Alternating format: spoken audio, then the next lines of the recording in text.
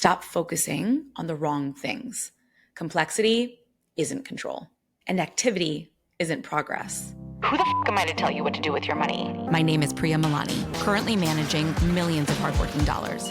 Enough foreplay. Let's talk Money. Welcome to the F word. Smart money. No bull. If you're in your 30s making great money, but still don't feel like you're actually getting ahead, let me guess. You've been told to cut out the lattes.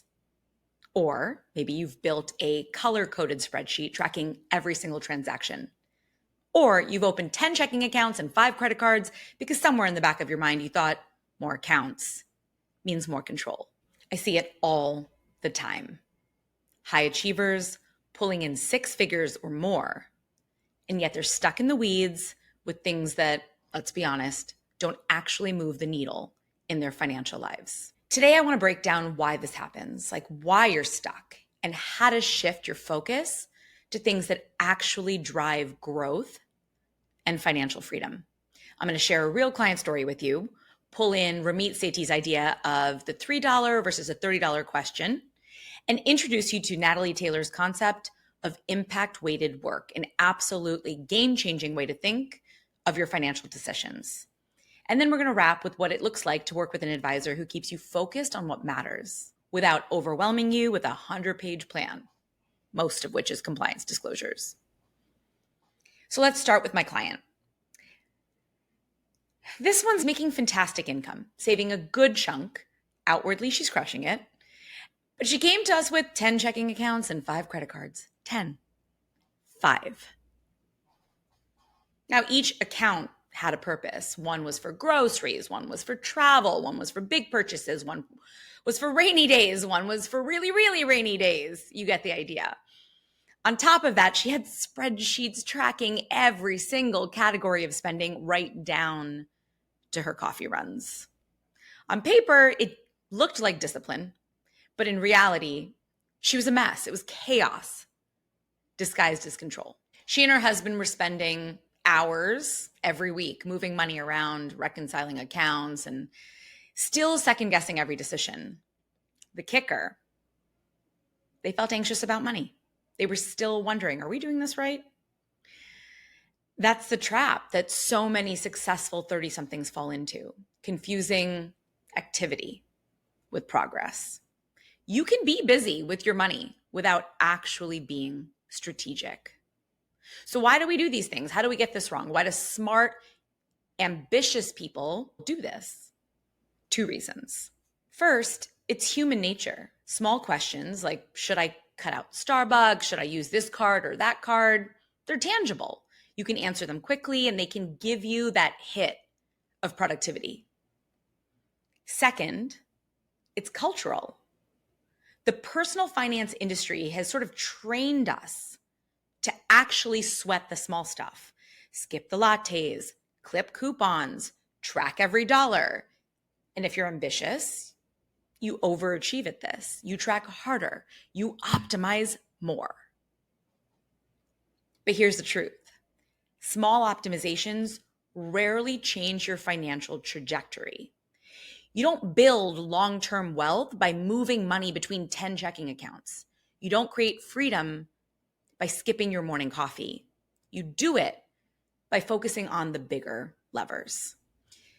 That brings me to Ramit Sethi's $3 versus $30,000 questions.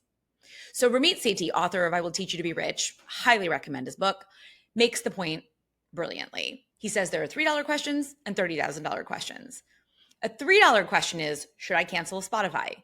Should I move this charge to my Amex instead of my Visa? Should I stop ordering lunch at the office on Fridays? These are $3 questions because even if you answer them perfectly, they'll never meaningfully change your financial life. A $30,000 question is, how can I negotiate my compensation package? What's the right investment strategy for my goals? How should I structure my money so it actually funds the lifestyle I want? Do I have the right insurance and legal documents in place to protect myself? Those are the questions that change your trajectory. They require clarity, strategy, and sometimes uncomfortable conversations, but they're worth it. So the next time you find yourself agonizing over a micro decision, pause and ask, is this a $3 question or a $30,000 question? If it's a $3 question, make a quick decision and move on. I want you to reinvest your energy into your bigger financial picture. Are you actually changing the trajectory with the decisions you're making? Okay, I mentioned Natalie Taylor, one of my favorite of all time financial gurus. She talks about a concept called impact-weighted work. So let's talk about how you actually make progress without drowning in the details. Natalie Taylor was a financial advisor who worked at LearnVest and Monarch Money.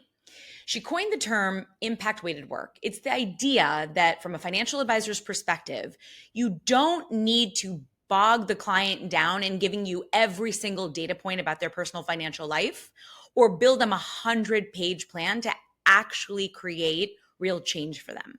In fact, what you need to do is you need to figure out what are the fewest number of decisions that create the biggest impact for the client right now. So if your financial advisor is stuck in the weeds with you, the truth is perfectionism keeps people stuck. You don't need a forensic level budget to know you're overspending. You don't need to map out 40 years worth of investment returns to know you should start investing today. Impact-weighted work, impact-weighted decisions, say focus on those decisions that matter right now, given the information that you have. Then move forward. That's how you build real momentum. And that's a really valuable point of view for both financial advisors and investors to remember. Don't get stuck in the weeds. Don't get stuck in nuanced conversations that prevent you from seeing the forest for the trees. Okay, so back to our client with 10 checking accounts.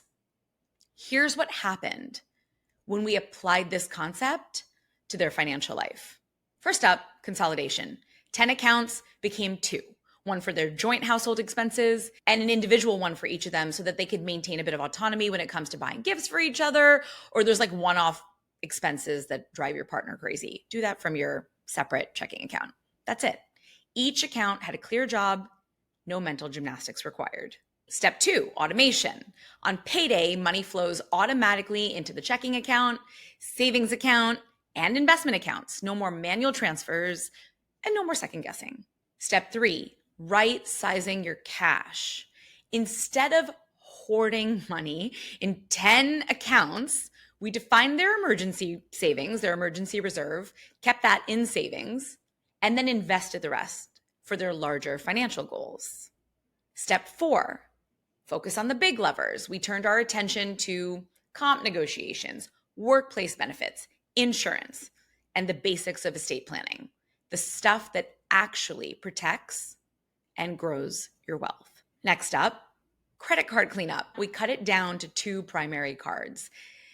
Points should become a bonus, not your strategy. The result, they have a simpler system, they are investing more, and they have a lot less stress. The anxiety faded because the system was actually doing the work for them in the background. That's what real progress looks like. All right, so I'm going to give you this framework so you can steal it and apply it to your own financial life. First up, you have to define your big levers, right? For most people in their 30s, that means what's going on with your income? Are you negotiating or growing your comp? Savings rate. Are you consistently paying yourself first? I promise there will be money left over. Investments. Are they aligned with your goals? And more importantly, have you automated it? And then finally, protection. Do you have the basics covered? Insurance, legal docs, and liquidity so you don't end up in credit card debt. Then build a simple system. Minimal bank accounts, 1 for your emergency fund, 1 or 2 for your short-term goals, and a checking account, maybe 2 if you're in a relationship. Finally, a taxable brokerage account plus your retirement accounts. And then just make sure automatic transfers are set up on payday. Okay, what to stop, what to start. I'm going to make this really, really clear. Stop multiplying accounts for the illusion of control. Stop obsessing over credit card points. Stop tracking every expense just to punish yourself. Stop signing up for every bank account bonus offer, and stop believing you need every detail before you're ready to act on your next level decisions. Start asking bigger questions, paying yourself first and automatically, and consolidating your accounts to simplify your financial picture. Finally, and you've heard this one at work, measure what matters: your savings rate, your investing consistency, and more importantly, your progress towards your real goals, which means you have to set them first. I'm just going to touch on this, why you may need help, because you could do all of this on your own. The question is, will you? Will you consistently focus on the big levers, or will you get sucked back into debating lattes versus coffee from home? That's where the right advisor comes in. A good advisor isn't there to drown you in jargon or hand you a binder of paperwork that you'll never look at. A good advisor keeps you focused on the $30,000 questions. They simplify the path and they give you just enough detail so that you can make more confident decisions. Then they should hold you accountable and help you follow through. Shameless plug, at Stash Wealth, that's exactly what we do. But whether it's with us or someone else, you deserve an advisor who leads with trust, education, and clarity, not someone who overwhelms you and leads you with fear, making you feel like you can't do this without them. So here's your takeaway for today. Stop focusing on the wrong things. Complexity isn't control, and activity isn't progress. Shift your focus to the big levers: income, savings rate, investing, protection. Simplify the rest. If you want accountability, clarity, and a partner to keep you focused on what actually matters, work with an advisor who gets you, who understands your life stage, your goals, and the fact that you don't need another spreadsheet. You need a system. I'm Priya Malani, and this is The F Word. And in case you missed it, we recently won the Wealth Management Industry Award for Best Investor Podcast of the Year, which would not have happened without all of you tuning in, sharing our episodes, and pushing this conversation forward. I truly cannot thank you enough. If this episode resonated with you, share it with a friend who's still juggling 5 credit cards and wondering why they feel stuck. All right, see you next time.